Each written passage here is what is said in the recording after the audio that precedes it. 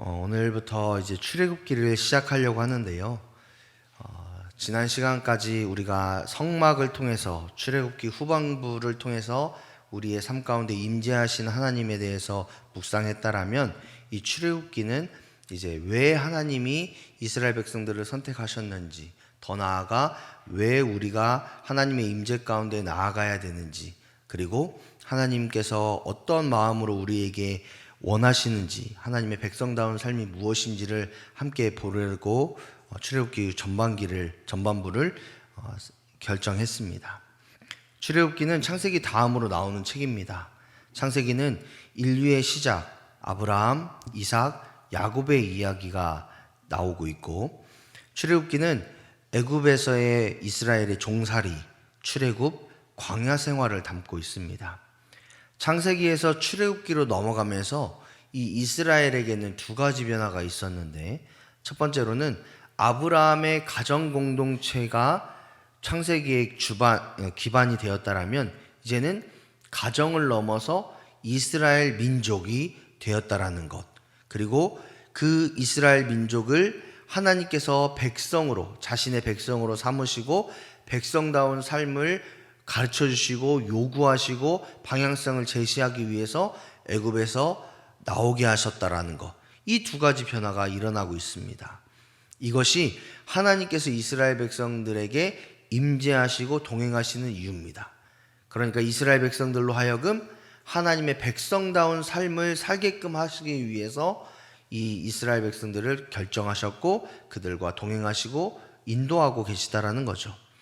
이 말씀을 통해서, 이 출애굽기 전반부를 통해서 우리의 삶에서 요구하시는, 그리고 우리의 삶 가운데 함께 하시는 하나님의 뜻이 무엇인지, 그리고 더 나아가 나는 그렇게 살고 있는지, 또 믿음의 사람으로서 어떻게 살아가는 것이 맞는지, 이것들을 함께 보고자 합니다. 오늘 본문인 출애굽기 1장 1절부터 14절까지를 크게 두 부분으로 나눌 수가 있습니다. 첫 번째 부분은 1절부터 7절까지의 말씀을 통해서 침묵 중에서 역사하신 하나님에 대해서 우리가 배울 수 있고, 8절부터 14절까지의 말씀은 변화를 통해서도 역사하신 하나님을 배울 수가 있습니다. 그러면 첫 번째 부분인 침묵 중에서도 역사하시는 하나님, 1절부터 7절을 한번 보겠는데, 출애굽기 1절부터 7절까지의 말씀을 보면 우리가 수십 번, 수백 번을 읽어도 여기에 어떤 은혜가 있는지 모르고 넘어갈 때가 많이 있습니다. 내용을 요약해 보면 야곱이라는 사람이 있었는데 그가 12명의 아들을 낳았습니다. 그리고 11번째 아들인 이 요셉이 애굽의 국리총무로 성공해가지고 온 가족을 애굽으로 초대해서 애굽에서 살게 되었다. 그리고 애굽으로 내려간 이 야곱의 가족들은 모두 70명이었는데 그곳에서 생육하고 번성해지고 매우 강한 민족이 되어서 온 땅이 가득하게 되었다. 이게 1절부터 7절까지의 내용입니다.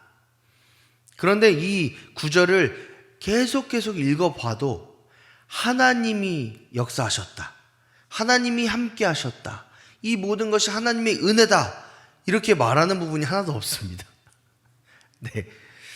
또 하나님의 통치나 지혜로 인해서 야곱과 그의 후손들이 잘 됐다, 이렇게 말씀하시는 것도 없습니다. 본문 어디에도 하나님이나 하나님과 관련된 그 어떤 것의 언급도 없는 곳이 1절부터 7절입니다. 그래서 이 구절을 읽으시다 보면 그냥 그랬구나, 이런 일이 있었네, 70명이 내려갔고 애굽에서 잘 살았네, 이렇게 인지하고 이렇게 이해하고 넘어가시는 그런 부분들이 많이 있습니다. 그러나 하나님의 은혜, 하나님이라는 이 단어조차도 사용되지 않았던 1절부터 7절까지의 말씀에서도 하나님의 은혜와 역사는 분명하게 있습니다. 그 첫 번째 증거가 출애굽기 1장 1절에 나옵니다. 이 출애굽기 1장 1절에 보면은 우리나라 성경에서는 생략되어져 있는데 히브리 원어 성경에 보면 1장 1절의 앞부분, 그러니까 야곱과 함께 이 부분 앞에 그리고라는 단어가 생략되어져 있습니다. 그러니까 여러분 볼펜이 있으시다면 우리가 가지고 있는 성경책 앞에다가 가로 열고 그리고 라고 쓰시고 가로를 닫으시면 굉장히 성경을 많이 본 느낌, 유식하고 유창하게 성경을 연구한 느낌이 납니다.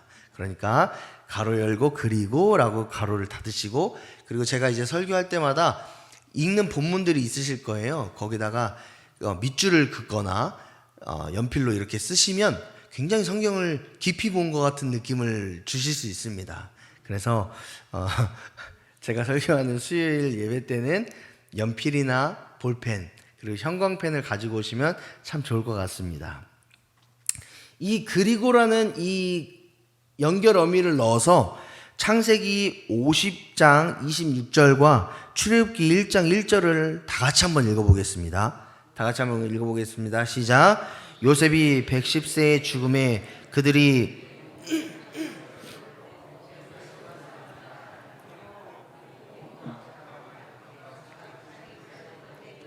애굽에 이른 이스라엘 아들들의 이름은 이러하니.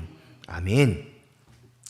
여기에 그리고라는 이 단어 하나를 넣음으로 인해서 이 창세기와 출애굽기가 구분되어져 있는 책이 아니라 한 권의 책이라는 것을 알게 됩니다.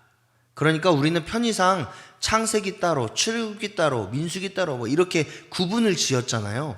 그런데 히브리어 원어에서는 창세기와 출애굽기가 한 권의 책이라는 거예요. 그 말은 뭐냐?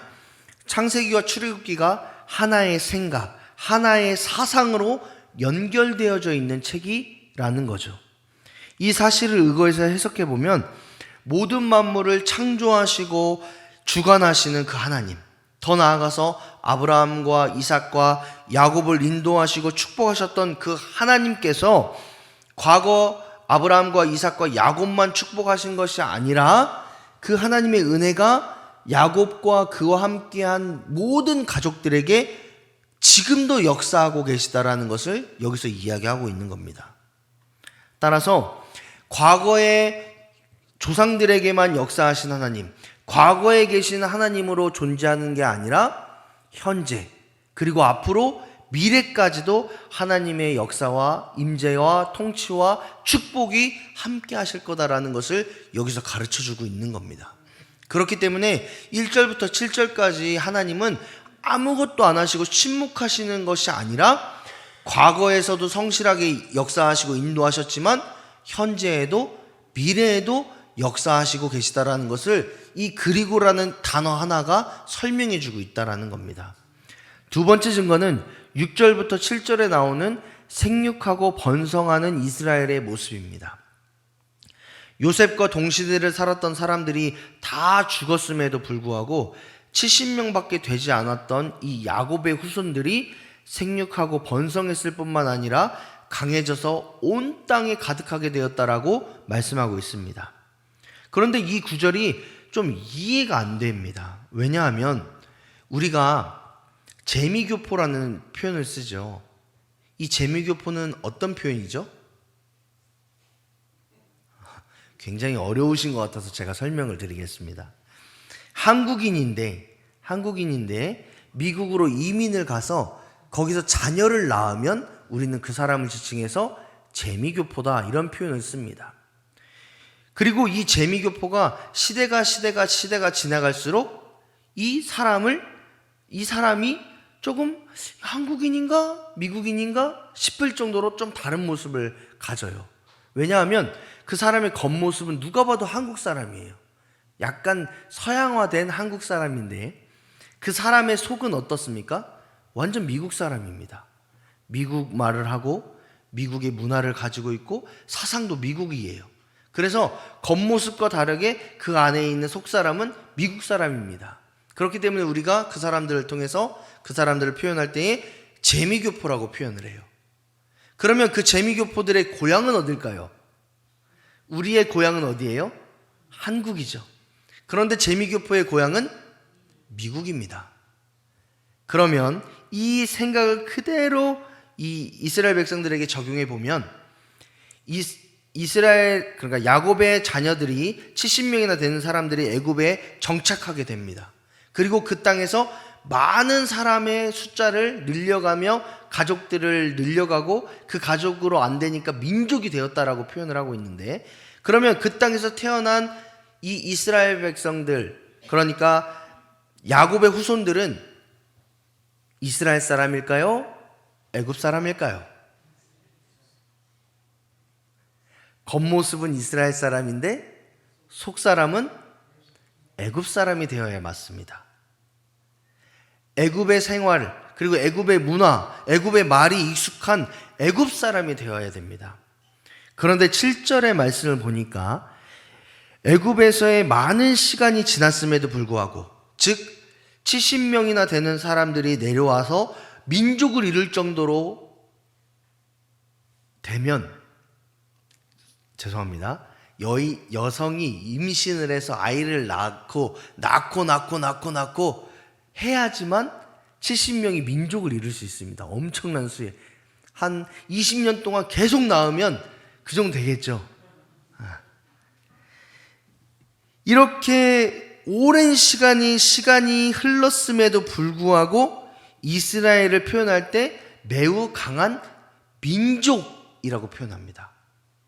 이스라엘 사람 혹은 애굽 땅에 사는 이스라엘 백성이라고 표현한 게 아니라 하나의 민족, 한 민족으로 표현했다라는 거예요. 그 말은 뭐냐? 이스라엘 백성들이 애굽에 살면서 이스라엘 백성만의 순수성이나 고유 문화나 또 하나님에 대한 믿음을 잃어버리지 않았다라는 뜻입니다.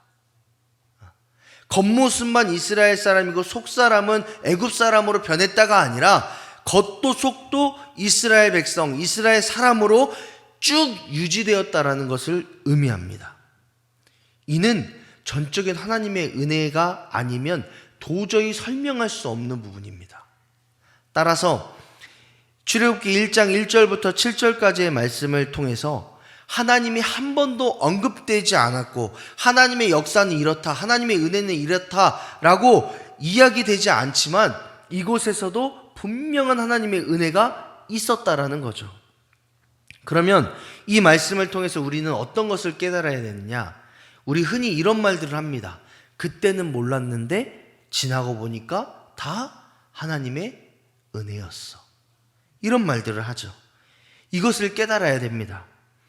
이스라엘에 살았던 애굽에서의 시간 속에서 하나님의 은혜, 하나님의 역사가 사라진 것처럼 느껴졌지만, 그러나 모든 순간마다 이스라엘을 지키시고 인도하시고 축복하신 하나님의 은혜가 그들에게 있었던 것처럼 우리들 역시도 마치 하나님께서 우리의 삶 가운데 침묵하고 계신 것처럼 혹은 안 계신 것처럼 여겨지는 우리의 삶일지라도 하나님께서는 침묵하고 계시거나 등한시하고 계시거나 멀리 떨어져 계시는 게 아니라 우리와 함께 하시며 우리의 삶을 인도하시고 주관하시고 우리의 삶을 가장 선한 길로 이끌고 계시는 분이 저와 여러분이 믿는 하나님이라는 것을 이 말씀을 통해서 깨닫게 됩니다.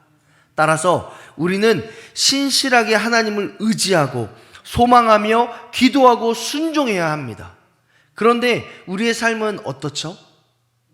신실하게 하나님을 의지하고 소망하고 기도하고 하나님께 부르짖고 순종하는 삶을 살아간다라고 이야기하고 그렇게 삶을 살아가는데 하나님이 외면하시는 것 같은 느낌을 받습니다. 왜 내 삶 가운데 하나님 은혜가 없을까? 하나님의 역사가 없을까? 왜 하나님의 말씀도 없을까? 라고 생각되어지는 삶을 우리가 살아갈 때가 많이 있어요. 그럼에도 불구하고 우리가 잊지 말아야 될 것은, 이 본문을 통해서 우리가 늘 상고해야 될 것은, 하나님께서 비록 침묵하고 계시는 것처럼 내가 느껴지지만 그 누구보다 성실하게 역사하시고 그 누구보다도 우리를 좋은 길로 선한 길로 인도하고 계시는 분이 여호와 하나님이라는 것을 이 본문의 말씀을 통해서 깨닫게 됩니다. 따라서 우리가 침묵하고 계시는 것 같이 느껴지는 그 하나님일지라도 끝까지 하나님을 의지하고 소망해야 돼요. 잠언 16장 9절의 말씀을 보면 이렇게 말씀하고 있습니다. 다 같이 한번 읽어보죠. 사람이 마음으로 자기의 길을 계획할지라도 그의 걸음을 인도하시는 이는 여호와시니라. 아멘. 우리가 아무리 우리의 삶을 열심히 살아가고 정말 하나님의 역사가 보이지 않고 침묵하는 것처럼 느껴져서 내가 어떻게든 살아보려고 아둥바둥 애쓰고 수고할지라도 그 길을 인도하시는 분은 여호와 하나님이시라는 것을 잠언 16장 9절은 이야기하고 있습니다. 그렇기 때문에 우리를 사랑하신 하나님은 과거에도 그리고 현재에도 미래에도 우리의 삶을 인도하시고 선한 길로 이끄시고 그 하나님의 길 가운데 우리가 살아가기를 간절히 원하시고 계시다라는 거예요. 그럼 우리가 해야 될 것은 무엇일까요? 우리는 그 하나님만 신뢰하며 살아가면 됩니다. 그 하나님을 의지하고 그 하나님께 소망을 두며 우리의 믿음의 삶을 살아내야 됩니다. 그것이 바로 하나님께서 침묵하고 계실 때에, 침묵하고 계신다고 느껴지는 그 상황 가운데에서도 우리가 믿음의 사람으로서의 우리가 처해야 되는 혹은 반응해야 되는 삶의 태도입니다. 따라서 이 출애굽기 1장 1절부터 7절의 말씀을 통해서 침묵 중에도 역사하신 하나님을 우리가 깨달아 알면서 동시에 내 삶이 비록 하나님의 은혜가 없을지라도, 내 삶이 하나님이 침묵하시는 것처럼 느껴질지라도 끝까지 하나님 의지하고 끝까지 하나님 붙잡고 끝까지 우리의 삶을 선한 길로 인도하실 그 하나님을 신뢰하는 삶을 살아가는 것이 믿음의 사람인 우리들의 모습이다라는 것을 깨닫게 됩니다. 두 번째로 8절부터 14절까지의 말씀을 통해서 변화를 통해서 역사하시는 하나님을 묵상할 수 있습니다. 애굽왕의 꿈을 해석하여서 애굽에 임할 환란을 대비함으로써 총리가 된 사람이 있죠. 그 사람의 이름이 무엇이죠? 요셉입니다. 이 요셉으로 인해서 이 이스라엘 백성들, 더욱이 그의 모든 가족들이 풍족한 고센 땅으로 이주하게 됩니다. 그리고 그곳에서 약간 애굽과 분리된 삶을 살아가면서 그들이 가지고 있었던 믿음, 그리고 고유한 민족성을 유지할 수 있게 되는데, 그런데 이런 이스라엘 백성들에게 변화가 일어나기 시작합니다. 어떤 변화가 일어나냐? 첫 번째 변화는 애굽에 요셉을 모르는 새로운 왕이 등극합니다. 여기서 중요한 것이 있어요. 요셉을 알지 못하는, 이게 중요한 포인트입니다. 수많은 역사를 통해서 우리가 알 수 있듯이 새로운 왕이 세워지면 그 왕은 새로운 정책을 만들고 그 정책을 따라서 나라를 이끌어 가려고 합니다. 애굽의 새 왕도 부강한 애굽을 만들기 위해서 자신만의 정책을 만들고 그리고 그렇게 이끌어 가기 위해서 고민했을 겁니다. 그런데 문제는 뭐냐? 이 애굽 왕이 고민하고 있는 중에서 어떤 것이 문제점으로 딱 발견되냐라고 했을 때에 고센 땅에 살면서 세금도 내지 않고 존귀한 자로 대접받는 이 이스라엘 백성들이 문제로 딱 접해집니다. 왜냐하면 애굽 왕의 눈에 이 고센 땅에 살아가고 있었던 이 이스라엘 백성들은 세금도 내지 않았거든요. 왜냐하면 손님한테 세금을 받을 수 없으니까 세금도 내지 않았습니다. 또 그 수가 많고 강력한 힘을 가졌기 때문에 이스라엘 백성들이 외적이 침략했을 때에 배신하면 언제든지 이 애굽이 망할 수 있다라는 그 위기의식을 이 새로운 왕이 딱 안 거예요. 만약에 이 새로운 왕이 요셉이 그동안 했던 모든 행실들을 알았고 업적들을 알았다라면 끝까지 이스라엘 백성들을 손님으로 존귀하게 대접했을 겁니다. 그런데 문제는 뭐냐? 요셉을 모른다라고 이야기했어요. 그가 펼쳤던 정책들, 그가 펼쳤던 그 위기를 모면하게 했던 그 모든 것들을 모르는 새로운 왕이 등극함으로 말미암아 이스라엘 백성들은 기생충과 같고 언제든지 제거해야 되는 그런 사람들로 여겨졌다라는 겁니다. 그랬기 때문에 11절의 말씀을 보니까 애굽 왕이 이스라엘 위에 감독을 세워 무거운 노역의 짐을 지워서 그들의 삶을 통제했을 뿐만 아니라 식량 창고인 국고성 비돔과 라암셋을 짓도록 명령을 합니다. 펜이 있으시면 11절에 국고성 비돔 라암셋 그 밑에다가 식량 창고라고 쓰시면 돼요. 우리가 굳고 성하니까 마치 큰 성벽을 지었다라고 이해하지만 그게 아니라 식량 창고를 짓게 한 겁니다. 그리고 그 식량 창고를 지음으로 말미암아 이스라엘 백성들은 애굽 왕은 이스라엘 백성들을 통제할 뿐만 아니라 엄청난 수의 백성이 있었기 때문에 엄청난 노동력을 얻어낸 겁니다. 그러니까 애굽 왕으로서 펼칠 수 있는 최고의 정책을 펼친 거예요. 이것이 이스라엘 백성이 겪었던 첫 번째 변화입니다. 그러면 두 번째 변화는 뭐냐? 이스라엘의 내부적 변화가 일어납니다. 과거 이스라엘은 애굽에 뭐라고 했죠? 존귀한 손님이라고 했습니다. 그렇기 때문에 그들은 손님으로서 풍족한 대우를 받고 풍족한 삶을 살았습니다.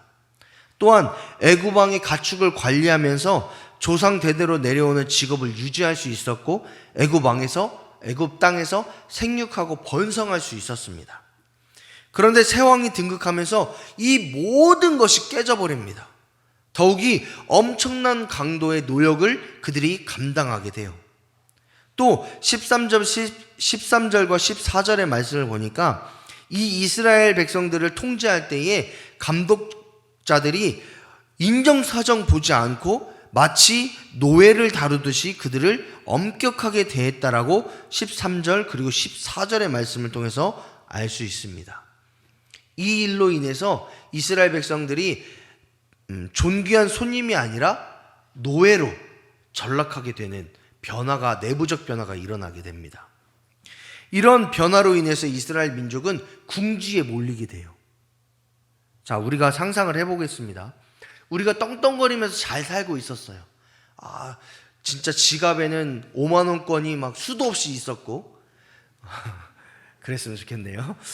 은행의 통장에는 공이 새다가 밤이 새 정도로 엄청난 큰 그럴 순 없겠지만 그런 통장에 돈이 있었어요. 그리고 집도 누가 봐도 와, 저 집 살았으면 좋겠다, 이런 집에서 행복하게 살았단 말이에요.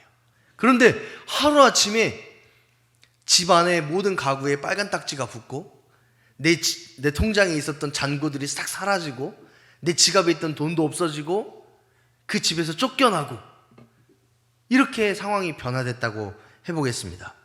그러면 여러분 어떤 기분이 드시겠어요? 나한테 빨간 딱지가 붙었지만 그럼에도 하나님의 은혜가 나한테 함께 있으니까 나는 행복해. 그래, 이 모든 어려움들을 내가 극복할 수 있어. 난 잘 될 거야. 잘 되고 있어. 이렇게 생각하실까요? 아니면 내 인생은 왜 이럴까? 뭐가 문제일까? 왜 나에게 이런 일이? 이렇게 생각하실까요? 굉장히 어려운 질문을 여러분께 드렸습니다. 속으로만 생각하세요? 네. 이스라엘 백성들은 마치 이런 어려움들이 딱 당면을 한 겁니다. 그동안 애굽의 손님으로서 존귀한 존재로 세금도 내지 않고 떵떵거리면서 아무 문제 없이 살았는데 갑자기 한순간에 손님에서 노예가 되고 그들이 가지고 있었던 힘과 또 노동력을 애굽을 위해서 써야 되고, 더 나아가서 그들의 삶 가운데에 흙을 이기고 벽돌을 굽고 농사의 여러 가지 일에 투입됨으로 인해서 그들의 삶을 영위할 수 없는 수준에 이르게 되는 겁니다. 그랬기 때문에 이스라엘 백성들은 절망하게 되는 거예요. 실족하게 되는 겁니다. 앞으로 이제 출애굽기를 쭉 볼 건데 그 출애굽기 동안에 이스라엘 백성들이 불만불평하고 원망하는 그 모습들이 여기에서부터 시작되는 거예요. 왜냐? 그들의 삶이 고난으로 몰아세워졌기 때문에, 그들의 삶이 어려움 가운데 있었기 때문에, 그렇기 때문에 이스라엘 백성들이 원망하고 불평하게 되는 거죠. 그런데 이런 상황에서도 하나님은 이스라엘 백성과 동행하시면서 그들을 위한 놀라운 계획들을 준비하시고 실행하시기 시작합니다. 그 첫 번째 시작이 어디에 있냐? 애굽을 모르는 새로운 애굽 왕의 선포에서부터 시작합니다. 자, 우리가 10절의 말씀을 다 같이 한번 읽어보겠습니다. 10절입니다. 시작. 자, 우리가 그들에게 대하여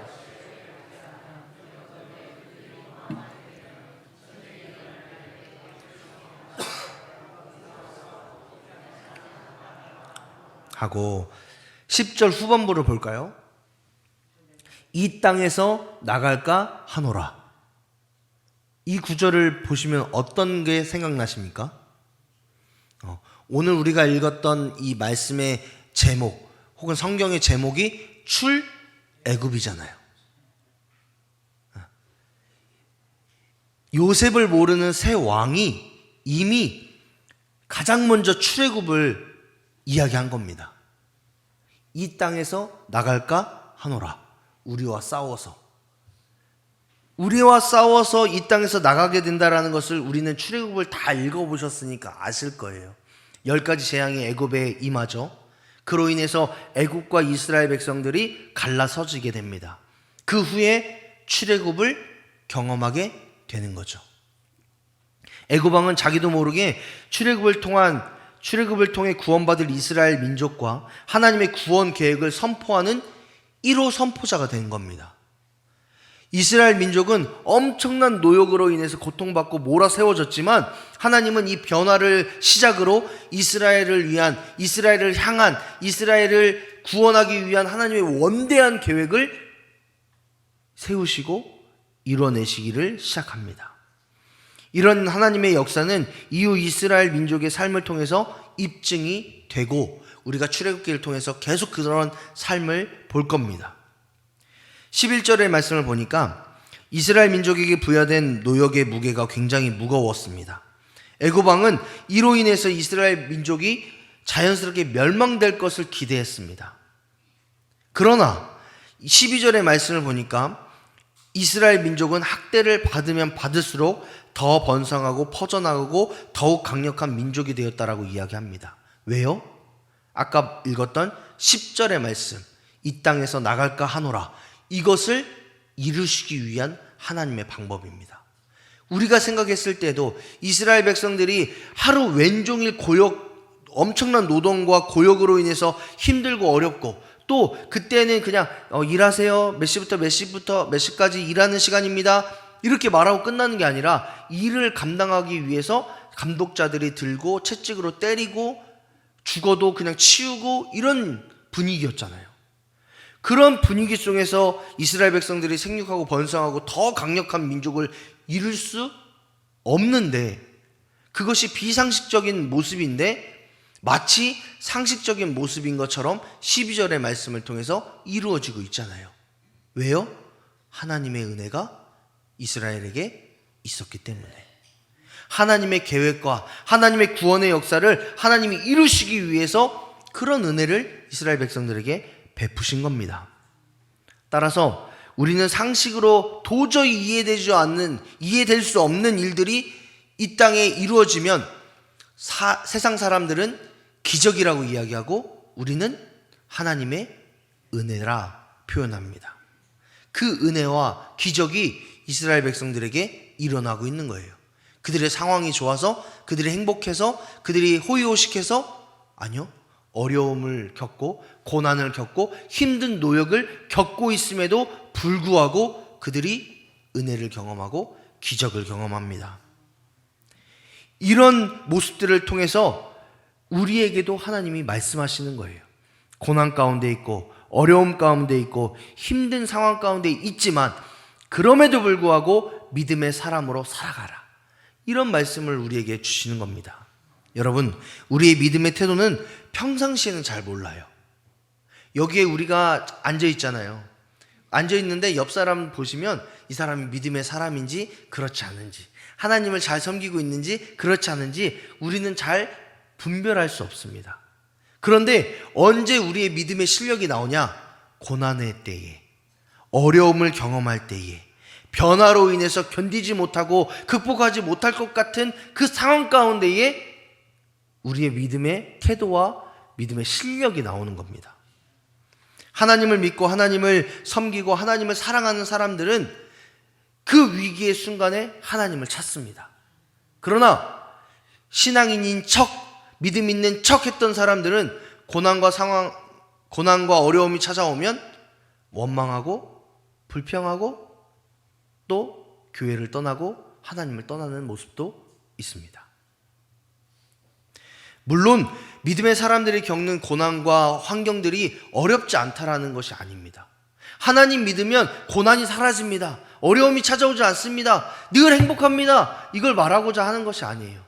어찌 보면 믿음의 사람들에게는 고난과 어려움들이 더 크게 작용해요. 왜요? 내 믿음도 지켜야지, 삶의 본도 돼야 되지, 또 이 상황과 환경들을 이겨내야 되지. 얼마나 어렵습니다. 삼중고가 찾아오는 거예요. 세상 사람들은 자기 삶만 가꿔내면 돼요. 그냥 자기 멋대로 자기가 원하는 삶을 살아내면 됩니다. 그런데 믿음의 사람들은 어때요?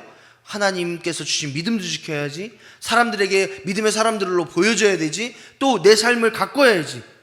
얼마나 어렵습니까? 그러나 우리에게 세상과 다른 차이점이 하나 있다라면, 세상은 자기 힘과 자기 노력과 자기가 가지고 있는 그 어떤 것으로 극복해야 되지만, 우리는 우리의 삶을 가장 선한 길로, 가장 좋은 길로, 또 이 모든 고난을 역전시키실 그 여호와 하나님이 계시다라는 것, 그것이 바로 세상과 다른 점 아니겠습니까? 그렇기 때문에 믿음의 사람이 끝까지 믿음을 고수하며 믿음의 실력을 내세우며 하나님을 의지하며 그 모든 고난과 환경들을 이길 수 있는 여건이 되지 않겠습니까? 이스라엘의 삶의 변화를 통해서 우리는 이 교훈을 알아야 돼요. 이스라엘 백성들은, 그 당시 이스라엘 사람들은 하나님을 믿지 않고 하나님을 섬기지 않았고 하나님 뜻 안에 살지 않았기 때문에 원망하고 불평한 것이 아닙니다. 다만 그들의 믿음의 실력이, 믿음의 정도가 우리하고는 좀 달랐기 때문에 그들이 원망하고 불평하고 실망한 겁니다. 믿음의 사람인 우리는 어떻게 해야 되죠? 우리의 상황이, 우리의 환경이, 우리에게 주어진 모든 것들이 어렵고 힘들고 낙담할 수밖에 없지만, 세상 사람들이 말하는 고난의 때를 이야기하고 그런 삶을 살아가고 있지만, 믿음의 실력을 갖춘 우리는 그 고난 이면에 계시는 하나님을 바라보고 하나님을 신뢰하고 하나님께서 역전시키실 것을 믿음으로 말미암아 우리가 믿음의 선포를 하고 견디고 버티고 하나님의 능력을 구해야 되는 거죠. 그게 바로 이 시대를 살아가고 있는 저와 여러분의 믿음의 태도인 줄 믿습니다. 하나님께 사랑하신 여러분, 하나님께서 침묵하고 계신 것 같아도 우리의 삶을 가장 선한 길로 인도하고 계십니다.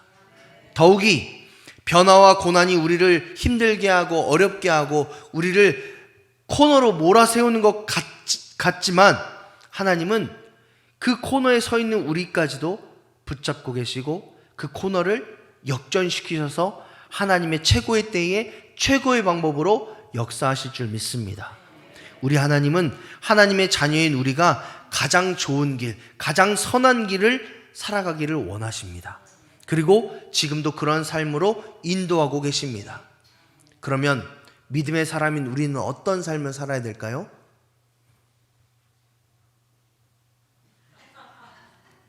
나올 줄 알았는데 안 나오네요.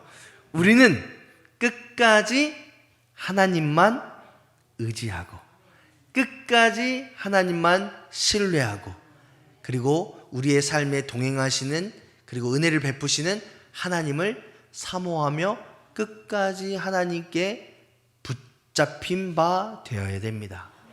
그것이 바로 출애굽기 1장 1절부터 14절까지의 말씀을 통해서 저와 여러분에게 주시는 하나님의 말씀입니다.